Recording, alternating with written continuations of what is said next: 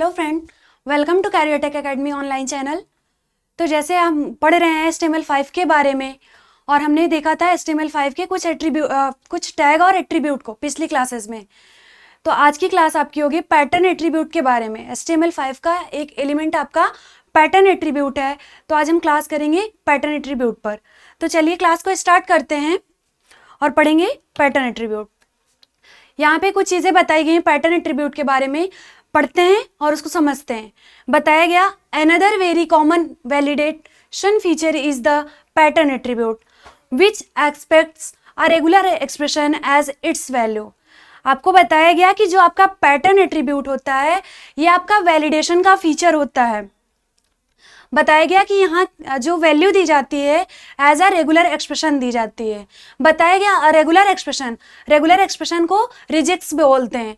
बताया गया regular expression is a pattern, एक ऐसा पैटर्न होता है that can be used to match character combination in text string so they are ideal for form validation.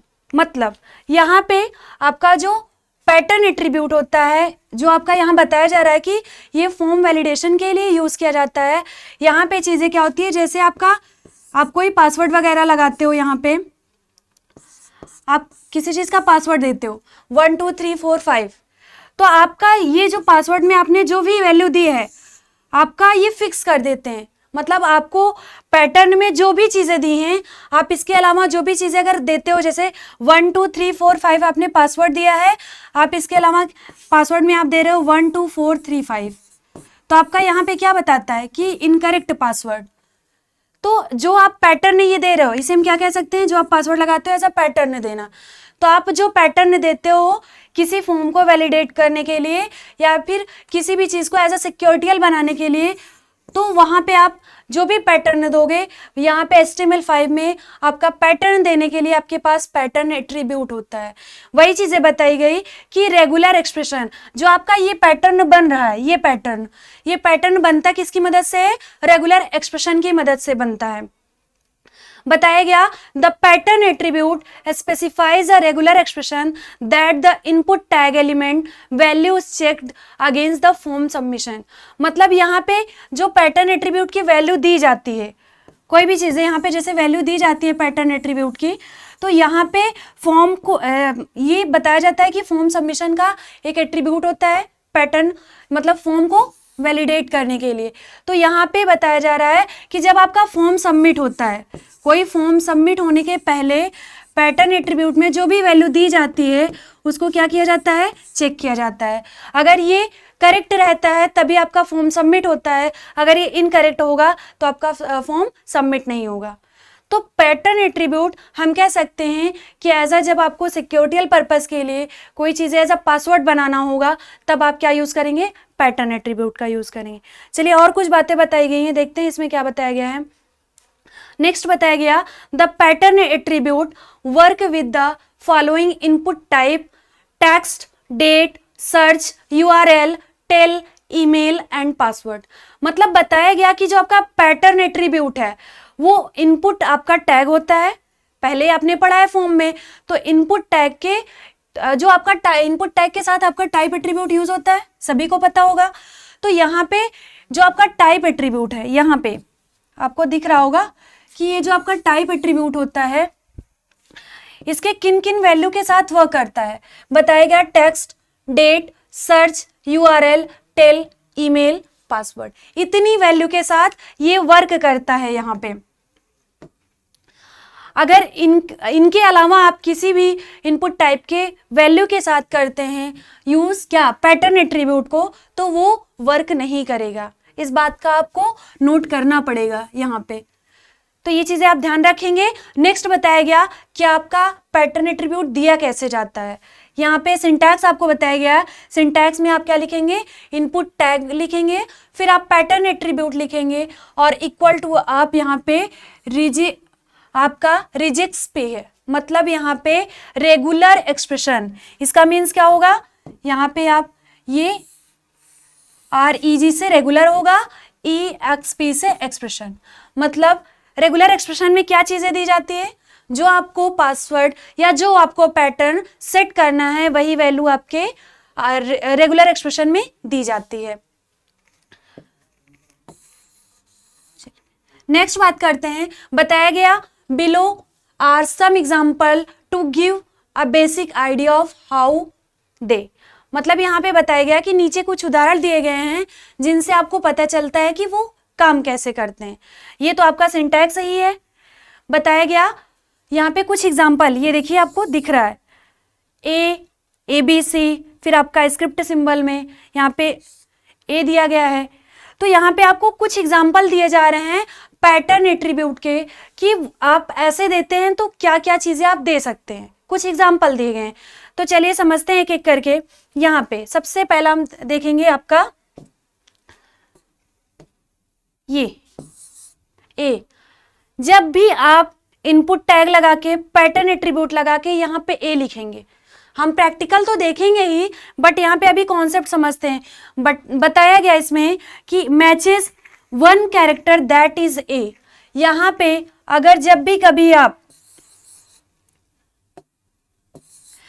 कभी आप पैटर्न में इक्वल टू करके ए दे देंगे कभी भी, तो आपका, और ये क्या है आपका स्मॉल ए है, यहाँ जब भी कभी आप पैटर्न में ए देंगे तो मतलब कि आप ए के अलावा उसमें कोई वैल्यू इनपुट नहीं कर सकते।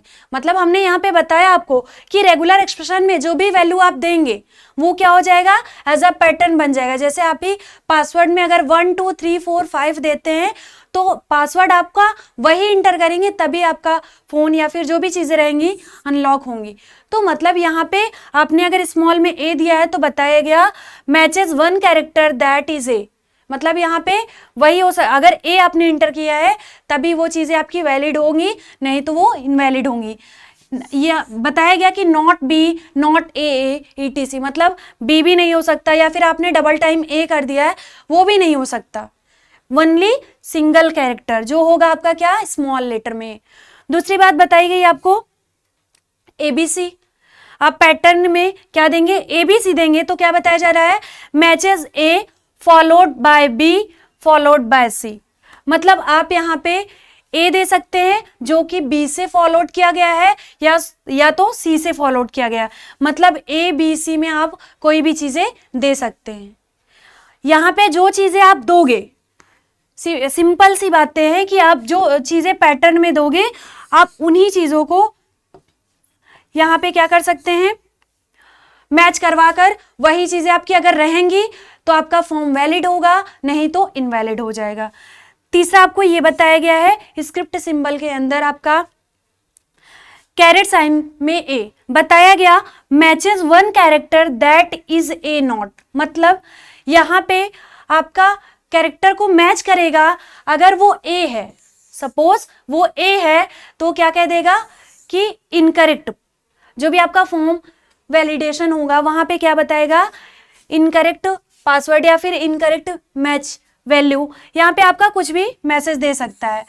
तो यहाँ पे जैसे आप क्या देते हो, इस सिंबल के अंदर आपका ये स्क्रिप्ट सिंबल के अंदर आप कैरेट साइन विथ ए देते हो, तो यहाँ पे आप कैरेक्टर ए के अलावा कोई भी कैरेक्टर आप इंटर कर सकते हो। मतलब ए को नहीं इंटर, यहाँ पे ए को नहीं इंटर कर सकते, बाकी किसी भी सिंगल कैरेक्टर को। और बताया गया वन कैरेक्टर, आप यहाँ एक से ज्यादा नहीं कर सकते हैं, केवल सिंगल कैरेक्टर को इंटर कर सकते हैं जो कि ए नहीं हो।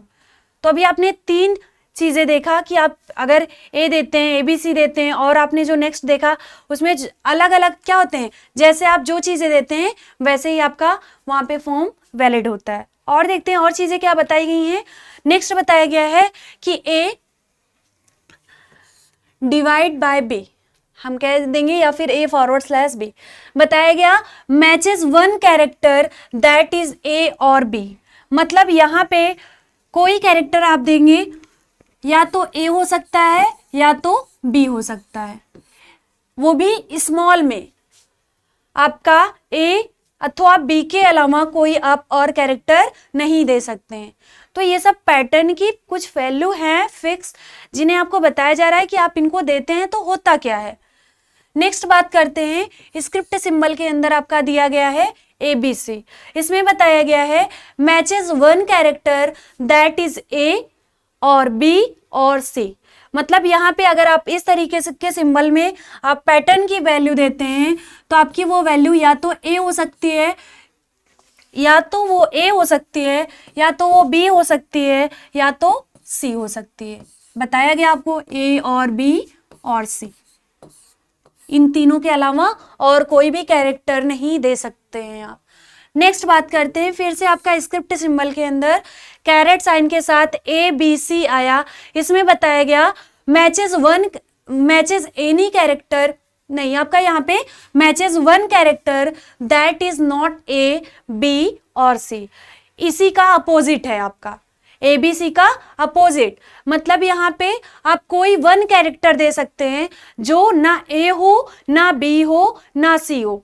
इन तीनों के अलावा कोई भी कैरेक्टर आप क्या कर सकते हो, दे सकते हो। नेक्स्ट बात करते हैं, फिर आपका आया ये स्क्रिप्ट सिंबल के अंदर a to z small letter में बताया गया matches any character in the range a to z lower case only. मतलब जब आप स्क्रिप्ट सिंबल के अंदर ए डैश जेड करके देते हैं तो वहां पे आप केवल ए टू जेड वो भी स्मॉल लेटर में दे सकते हैं।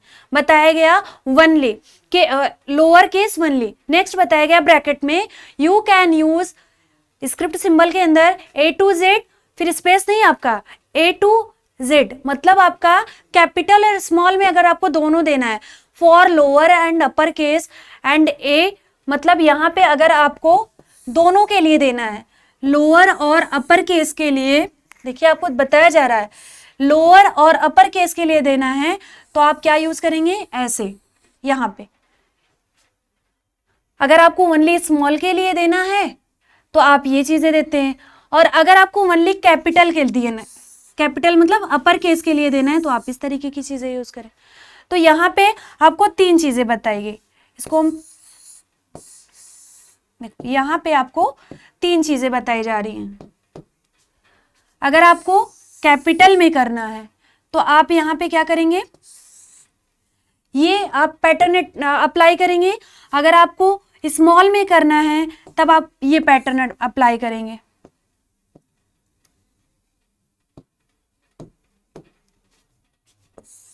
ये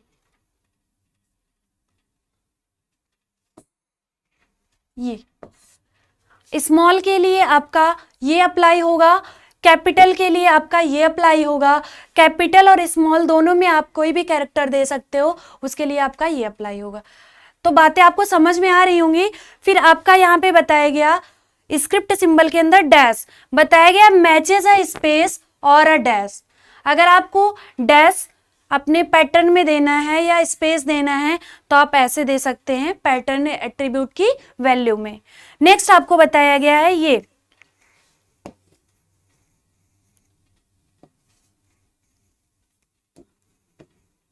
यहाँ पे आपको ये चीजें बताया गया है।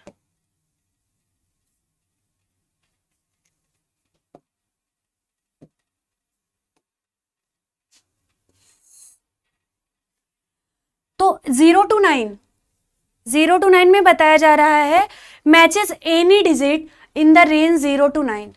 अगर आप यहाँ पे पैटर्न की वैल्यू में 0 to 9 देते हैं तो आप 0 से 9 तक की वैल्यू में, मतलब यहाँ 0 से लेकर 9 तक की कोई भी वैल्यू इंसर्ट करवा सकते हैं या फिर कोई भी वैल्यू मैच करवा सकते हैं आप अपने पैटर्न एट्रीब्यूट में।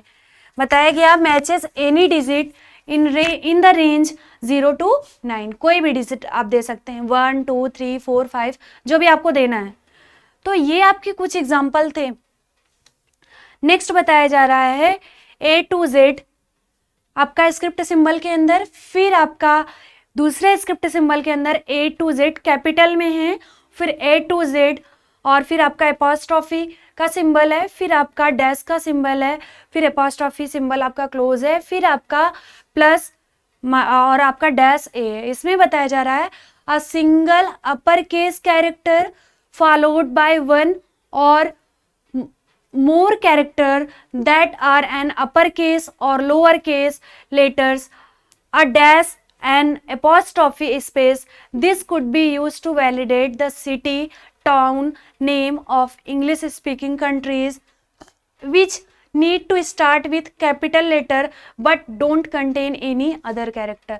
मतलब यहाँ पे आपका क्या होता है कि जैसे किसी सिटी का नेम लिखना होता है तो आप क्या करते हैं, मोस्टली आप फर्स्ट कैरेक्टर को कैपिटल लेटर में लिखते हैं।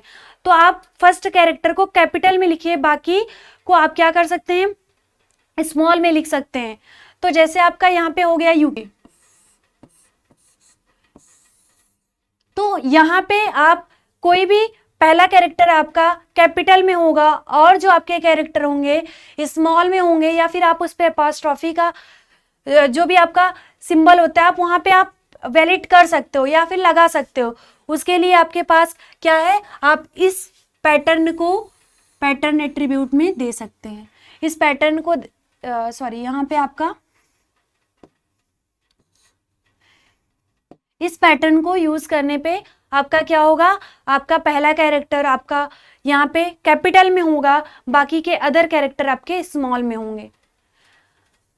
नेक्स्ट देखते हैं और क्या चीजें बताई गई हैं। आपको बताया गया है यहाँ पे कुछ पैटर्न बताए गए हैं। ये इतना बड़ा पैटर्न ये क्यों यूज किया जाता है, अब बताया गया a simple match for a US domestic phone number 3 digits followed by a space or a dash followed by 3 digits followed by a space, a dash followed by 4 digits.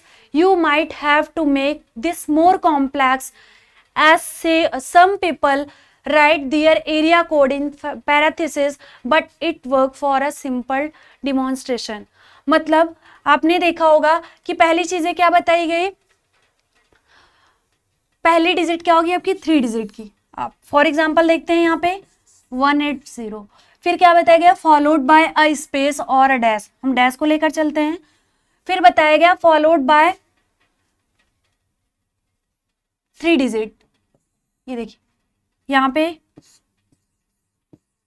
For example समझ रहे हैं। फिर followed by space और dash, फिर यहाँ हम dash लिखते हैं। फिर बताया गया followed by 4 digit,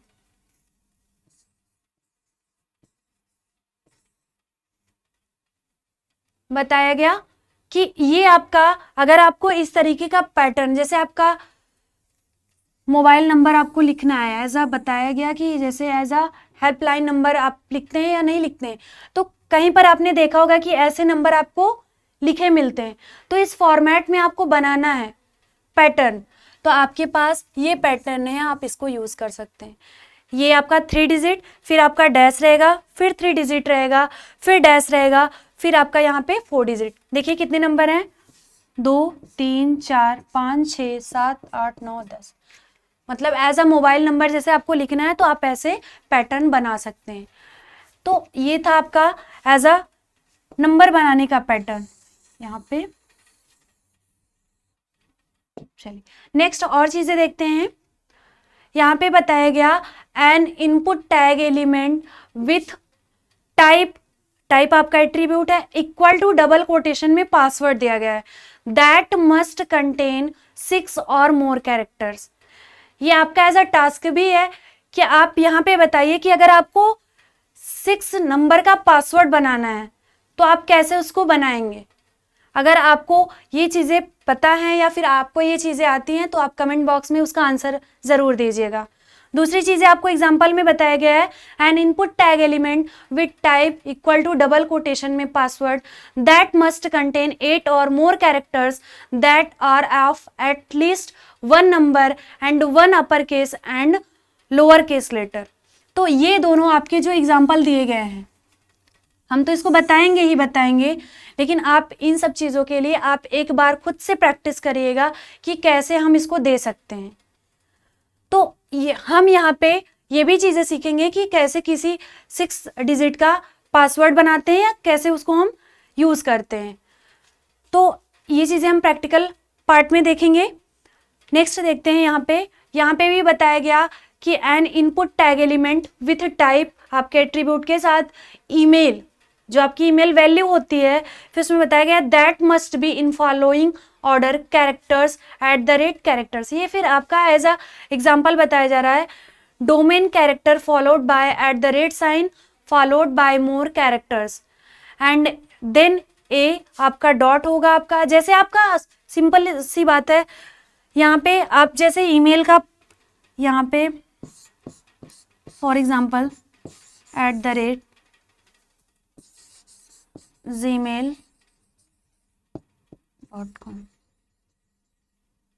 for example जैसे आपको ये पैटर्न बनाना है किसी ईमेल आईडी का, तो ये पैटर्न आप कैसे बना पाओगे, ये भी आपका टास्क है कि आप कैसे किसी ईमेल आईडी का पैटर्न आप क्रिएट कर पाते हो। चलिए नेक्स्ट चीजें देखते हैं, ये सारी चीजें हम आपको बताएंगे बट प्रैक्टिकल पार्ट में।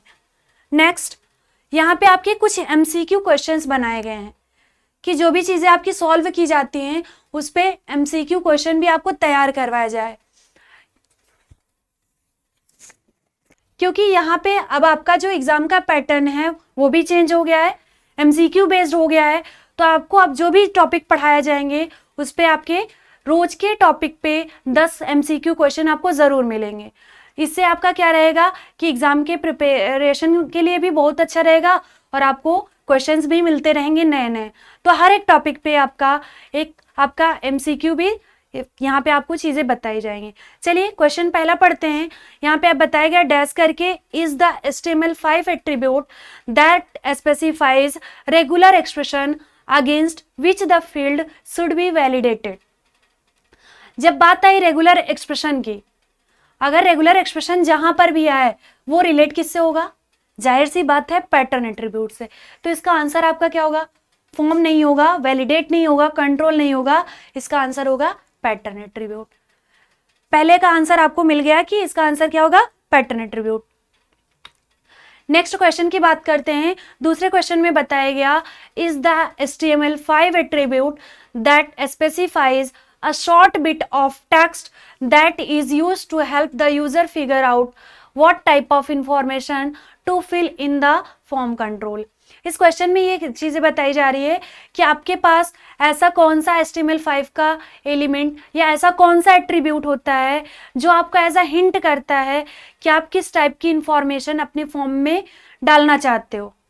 आपको याद हो तो मैंने बताया था कि आपके पास एक एट्रीब्यूट होता है जिसकी मदद से आपको हिंट मिलता है कि आप यहाँ पे एग्जाम्पल फॉर, यहाँ पे आपका ये मान लीजिए इनपुट फील्ड है, तो यहाँ पे एज अ हिंट करता रहता है इंटर एज, आप इंटर एज कर पाते हो। आपको दिख रहा होगा कि आपको ये यहाँ पे बता रहा है कि आप एज को इंटर करो, तो ये आप किस एट्रीब्यूट की मदद से बनाते थे या इसको किस एट्रीब्यूट की मदद से आप परफॉर्म करते थे। तो यहाँ पे आपका आंसर होगा प्लेस होल्डर। आपका थर्ड आंसर होगा सी वाला प्लेस होल्डर। प्लेस होल्डर की मदद से ही आप क्या करते हैं कि आपको हिंट मिलता है कि आपको क्या चीजें इनपुट करनी है। यहाँ पे इसको इरेज करते हैं। चलिए नेक्स्ट क्वेश्चन की ओर बढ़ते हैं।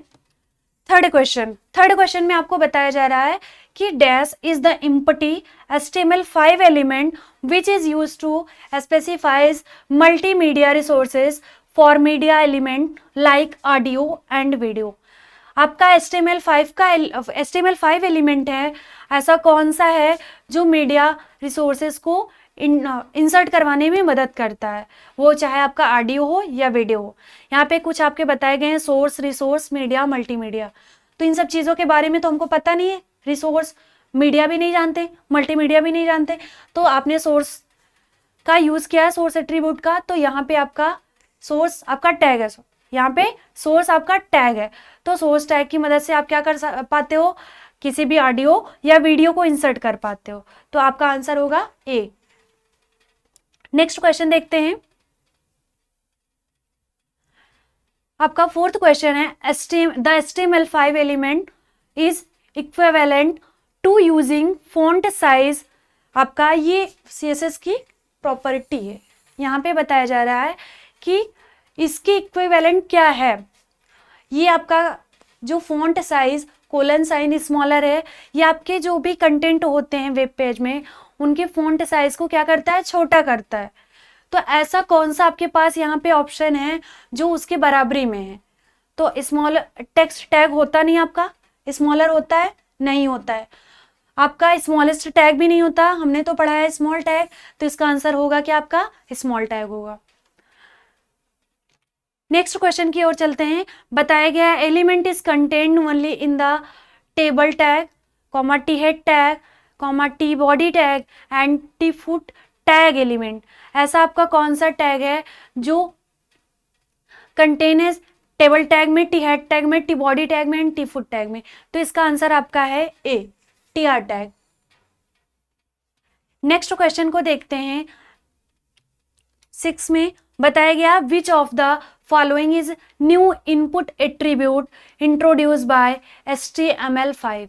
यहाँ पे आपका ऐसा कौन सा इनपुट एट्रीब्यूट है जो HTML5 में इंट्रोड्यूस करवाया गया है? तो यहाँ पे आपकी चेक बॉक्स, या पहला टेक्स्ट भी आपका पहले ही था, HTML में ही था, चेक बॉक्स कंट्रोल आपका HTML में था, सबमिट बटन भी आपका HTML में था, आपका डेट जो आपका डी ऑप्शन है, डेट आपका HTML5 का न्यू एलिमेंट है। नेक्स्ट क्वेश्चन की ओर आगे बढ़ते हैं। बताया गया what is the work of control, control का वर्क क्या है? कुछ ऑप्शन बताए गए हैं, specifies to path an audio file. दूसरी चीजें बताई गई है, indicates if the player displaying control, auto starts playing automatically. Next बताएगा play again after finishing the audio. तो आपको क्या लगता है कि कौन सा ऑप्शन सही होगा? ऑप्शन आपका इसमें बी सही है, ये ऑप्शन आपका सही, indicate if the player displaying controls. Next question की ओर आगे बढ़ते हैं। बताया गया MP3 format is not supported by, आपका MP3 फॉर्मेट किसमें सपोर्ट नहीं करता है? Firefox, Chrome, safari, opera. आपको क्या लगता है किसमें होगा? ओपेरा हो सकता है, सफारी हो सकता है, क्रोम हो सकता है, या फिर फायरफॉक्स हो सकता है। तो आपका यहाँ पे आंसर है ओपेरा। MP3 फॉर्मेट आपका ओपेरा में नहीं सपोर्ट करता। चलिए नेक्स्ट क्वेश्चन की ओर बढ़ते हैं, देखते हैं नेक्स्ट क्वेश्चन है क्या आपका। बताया गया is the inline element which is used to indicate that text should be rendered in monospaced font similar to teletype text. यहाँ पे आपको कुछ चीजें बताई गई, जैसे आपका TR tag, TD tag, TT tag और DL टैग। तो यहाँ पे आप एक चीजें ध्यान दीजिएगा, कभी कभी क्या होता है कि कुछ चीजें हमको समझ में नहीं आती हैं, लेकिन आप एज अ कॉमन सेंस लगा के, जैसे यहाँ पे आपको कुछ दिखा कि is the inline element which is used to indicate the text should be rendered in monospace font similar to teletype text. ये देखो मिला कुछ टेलीटाइप टेक्स्ट, तो आपको यहाँ पे कुछ दिख रहा है, हाँ TT टैग दिख रहा है, तो एज अ कॉमन सेंस के अकॉर्डिंग आप यहाँ पे लगा सकते हो TT टैग। आपका आंसर भी आपका क्या है? TT tag. Next and last question की ओर बढ़ते हैं। बताया गया है what is the work of SRC। यहाँ पे SRC आपके एट्रीब्यूट का वर्क क्या है? कुछ पॉइंट है, देखते हैं क्या क्या चीजें हैं। ऑडियो स्टार्ट प्लेइंग ऑटोमेटिकली, क्या SRC का ये वर्क है? दूसरी चीजें बताई गई, play again after finishing the audio, क्या ये वर्क है? नेक्स्ट बताया गया specifies the path to an audio file, क्या ये वर्क है? या फिर insert more than one audio. तो जहां तक इसका आंसर होना चाहिए वो ऑप्शन है आपका, ऑप्शन आपका सी है, specify the path to an audio file. आपका यहाँ क्योंकि जो जितने भी ऑप्शन है, अगर यहाँ पे ऑडियो और वीडियो होता तो दोनों चीज आपकी हो सकती थी। SRC से आप क्या करते हो, ऑडियो फाइल, अगर इमेज में भी आप क्या करते हो, SRC देते हो। तो SRC का मतलब क्या है? सोर्स देना। सोर्स क्या करते हो, किसी फाइल का पाथ देते हो कि नहीं? तो यहाँ पे ऑडियो से रिलेटेड ऑप्शंस हैं, तो यहाँ पे ऑडियो का आप पाथ देते हो। तो ये आपके कुछ क्वेश्चंस थे MCQ। तो जो भी आपको डाउट्स हो आप कमेंट बॉक्स में ज़रूर बताएं और हमारे चैनल को सब्सक्राइब करें, वीडियोस को लाइक और शेयर करें।